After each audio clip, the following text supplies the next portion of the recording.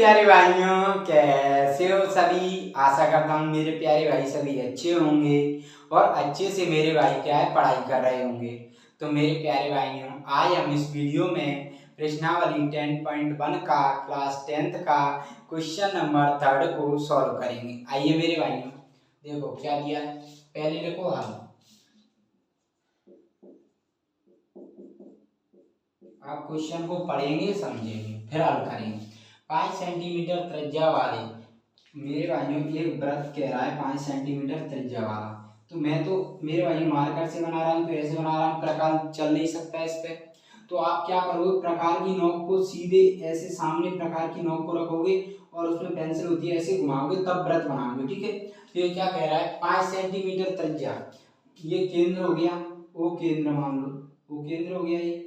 ठीक है, 5 सेंटीमीटर की त्रिज्या खींचनी है, तो आप किससे खींचोगे, स्केल से। मैं तो हाथ से खींच रहा हूँ पर आप स्केल से खींचना है। ये 5 सेंटीमीटर दी है हमारे लिए। ठीक है, समझ में आया। अब क्या कह रहा है, वृत्त के बिंदु P पर स्पर्श रेखा PQ, वृत्त के बिंदु P ये रहा, इससे स्पर्श रेखा खींच रही है क्या, PQ।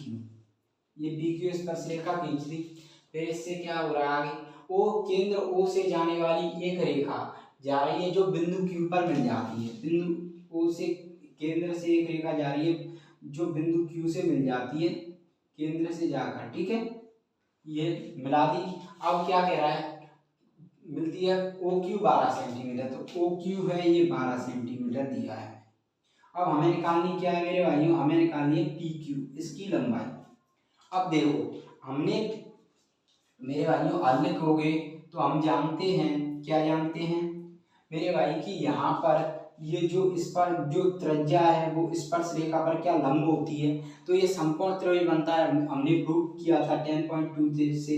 तो यहाँ पर ये क्या है, समकोण त्रिभुज बनेगा।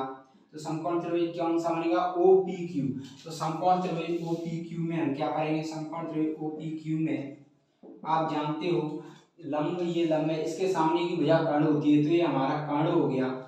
तो कर्ण कर्ण क्या है, OQ इक्वल टू 12 सेंटीमीटर, और ये लंब हो गया OP इक्वल टू 5 सेंटीमीटर।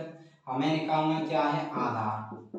तो मेरे भाइयों समकोण त्रिभुज अब निकालोगे तो हम किससे निकालेंगे, हम निकालेंगे मेरे भाइयों ये समकोण त्रिभुज बना किससे, OP त्रिज्या लंब होगी PQ पर। तो ये प्रमेय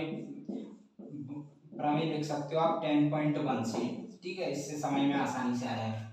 अब देखो, अब निकालोगे तो हम क्या करेंगे, समकोण त्रिभुज में क्या है, पाइथागोरस प्रमेय लगाएंगे। आप जानते हो कर्ण का वर्ग इक्वल टू लंब का वर्ग प्लस आधार का वर्ग, हाइपोटेन्यूज का वर्ग इक्वल टू परपेंडिकुलर का स्क्वायर प्लस बेस का स्क्वायर। ठीक है, तो लगाओ कर्ण का वर्ग, ये पाइथागोरस कर्ण का वर्ग इक्वल टू लंब का वर्ग प्लस आधार का वर्ग, आधार का वर्ग शॉर्ट फॉर्म में लिख देता हूँ।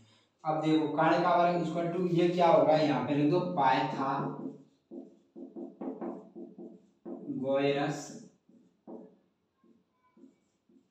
प्रमेय से, पाइथागोरस प्रमेय से। ठीक है, अब देखो कर्ण कितना दिया है मेरे भाई, कर्ण दिया है OQ, तो OQ का वर्ग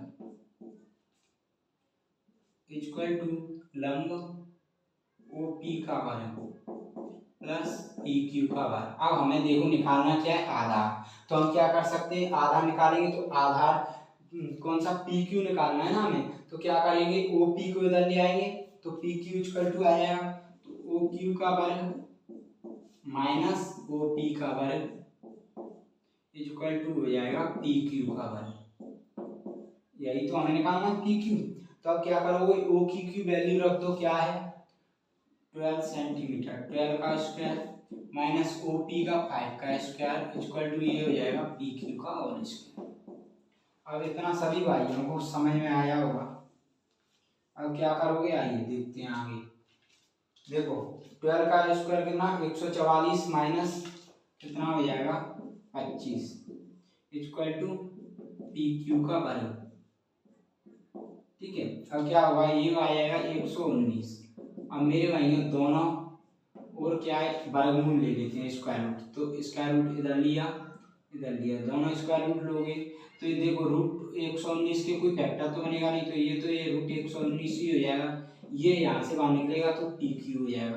तो पी क्यू की वैल्यू क्या आ गई यहाँ पर, P Q equal to under root में 119 सेंटीमीटर।